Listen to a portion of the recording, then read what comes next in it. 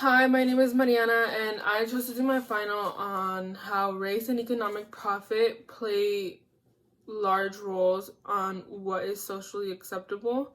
I specifically did research on the portrayal of twerking in the media and how it's changed through time, um, as well as the criminalization of weed, why it happened, and the recent legalization of it and why that happened.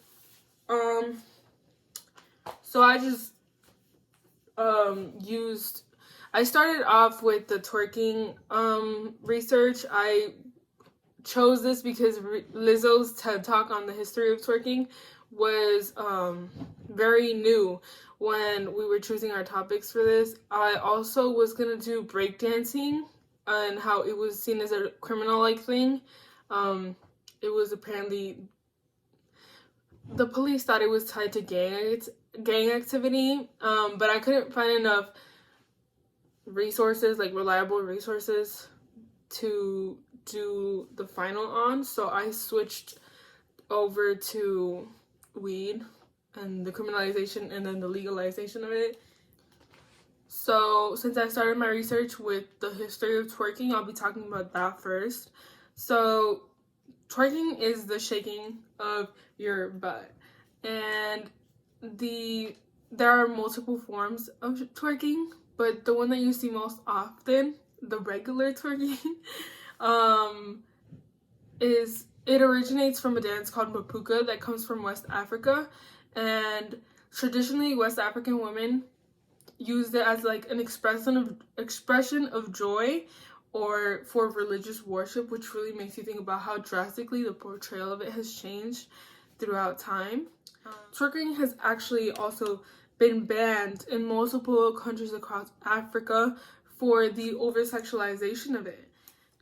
One of the first mentions of twerking in the Western media is in DJ Jubilee's song called Do the Jubilee All, and it was in 1993. And you can see black women twerking in the background of his music video, and he also mentions twerking in his lyrics. And something that people discuss a lot in the media is that hip-hop is partially to blame for the over-sexualization of black women in the media.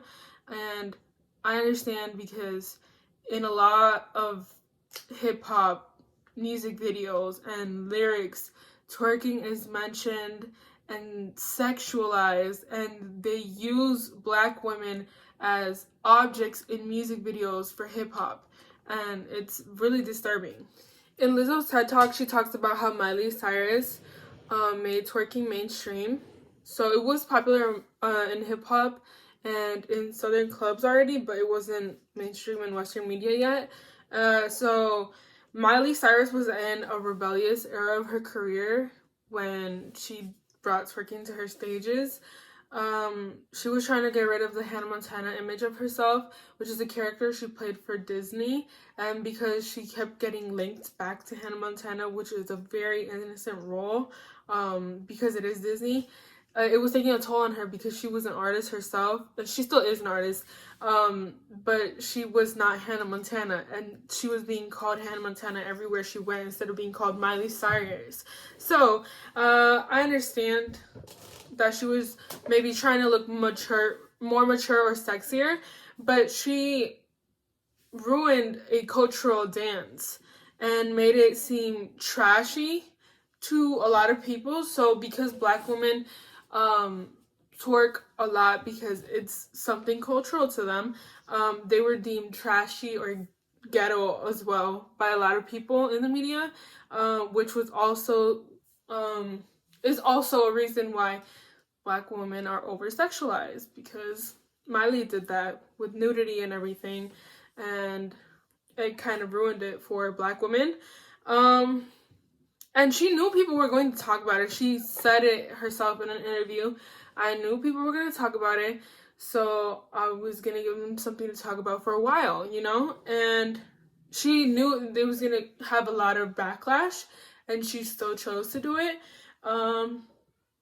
And everything that Black people create, from music to dances, is appropriated and taken by pop culture whenever they like it and they think they can get money out of it. And it's always by white people and white artists and anyone white in pop culture. And it's just horrifying to see. But twerking now is used as like some sort of empowerment.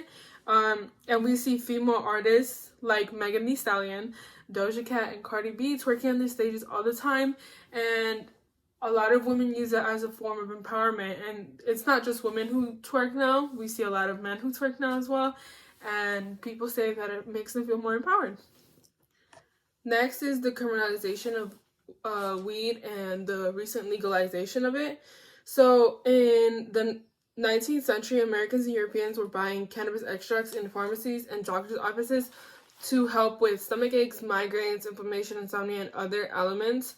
Both past and modern research have shown that marijuana has a lot of medical benefits, but it was criminalized simply because of the hatred towards Mexicans. And Americans were blaming Mexicans of selling weed to children at the time. So in 1937, the Marijuana Tax Act basically banned it nationwide, even though the American Medical Association was super against it. And they did this to maintain the status quo. And they were just throwing them into prisons for years and for lifetimes for simple possession of the drug. This not only affected Mexicans, but Black people as well, because the system is designed for people of color to be involved in drug use one way or another, whether it's stealing because of the poverty that is very common in POC communities, or if they were using because of the struggles that they go through as a person of color.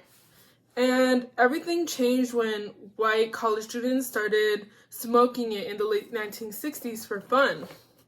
And these white people and holding a lot of power couldn't have their kids in prisons for experimenting with drugs, so they started stopping the penalties.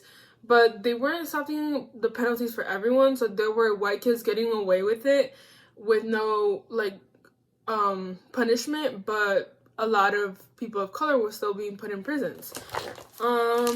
And to this day, there are still people in prison for possession of the drug. And it just goes to show like how the government accommodated to the white kids experimenting with drugs in college. And people of color are spending their lifetime, like their whole life in jail because of it. And it's recently been legalized in many states.